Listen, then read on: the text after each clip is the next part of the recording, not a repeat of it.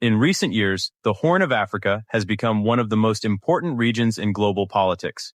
Big powers are competing for influence, and Russia has quietly joined the race, focusing on Somalia and the Red Sea. But what exactly is Moscow looking for in this region so far from home? The answer lies in strategy, trade, and power.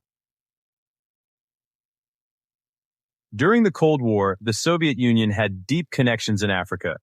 It supported Somalia, Ethiopia, and Egypt, sending weapons, advisors, and building bases. But after the Soviet Union collapsed in 1991, Russia's influence in Africa disappeared. For decades, Moscow stayed silent. Now, under President Vladimir Putin, Russia is returning, and it's returning with a plan. Somalia sits at one of the world's most strategic locations, the Horn of Africa. Its coastline stretches along the Red Sea and the Indian Ocean, close to the Bab el-Mandeb Strait, one of the busiest shipping routes in the world.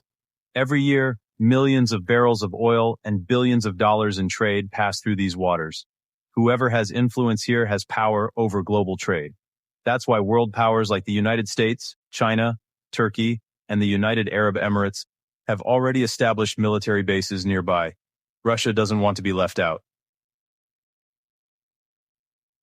Reports since 2022 suggest that Russia has shown interest in building a naval base somewhere along Somalia's coast or near the Red Sea. For Moscow, this would be a major move, allowing Russian ships to operate between the Mediterranean Sea and the Indian Ocean. For Somalia, which is still rebuilding after decades of war, this could bring military and economic cooperation. But for the West, it raises concern about growing Russian influence in a fragile region. The Red Sea is more than just water. It's a geopolitical hotspot. On one side lies the Arabian Peninsula with Saudi Arabia and Yemen. On the other side are African countries like Somalia, Djibouti, Eritrea, and Sudan. Russia has already made moves in some of these countries. In Sudan, for example, Moscow signed an agreement to build a naval base in Port Sudan that could host up to 4 warships, including nuclear-powered ones. Although that project faced delays, it shows how determined Russia is to gain access to this vital region. But why does Russia care so much about the Red Sea? The answer is simple. It's about challenging Western dominance. A base near the Red Sea would allow Russia to monitor trade routes, project its power into the Middle East and Africa, and strengthen its global military reach. It would also help Moscow secure new energy and arms deals and gain leverage against Western sanctions.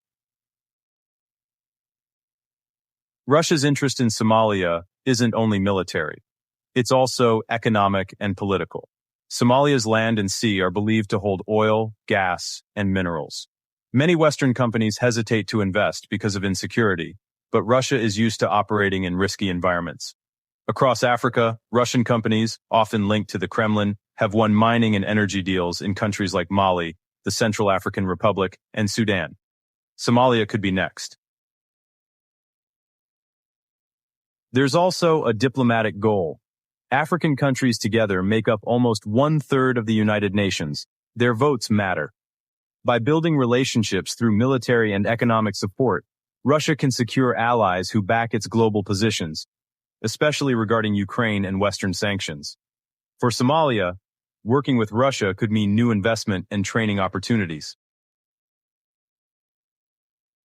Still, the risks are real. Somalia is still fighting al-Shabaab, an extremist group linked to al-Qaeda. Any foreign military presence, including a Russian one, could become a target, and Western allies like the United States and the European Union may not welcome Russia's presence, seeing it as a threat to their own influence in the Horn of Africa. Another element to watch is the Wagner Group, Russia's private military force, now reorganized under the Defense Ministry. Wagner fighters have appeared in several African countries, providing security and training in exchange for access to natural resources. If a similar arrangement were to happen in Somalia, it could change the country's internal balance of power. Meanwhile, the Red Sea region is becoming crowded. The United States, China, France, Japan, Turkey, and the United Arab Emirates all have military bases in Djibouti or nearby. For Russia to enter this already complex space means more competition and possibly new tensions. Yet for Somalia, it could also mean opportunity, a chance to attract support from multiple powers if managed wisely. In the end, Russia's growing interest in Somalia and the Red Sea is part of a much bigger story, the return of great power competition. The world is shifting from one superpower to many. Africa, and especially the Horn of Africa, has become a key arena in this global contest. For Russia, this region offers a doorway to the Indian Ocean and a chance to challenge Western control. For Somalia, it offers both promise and risk, a chance for partnership, but also a test of its independence.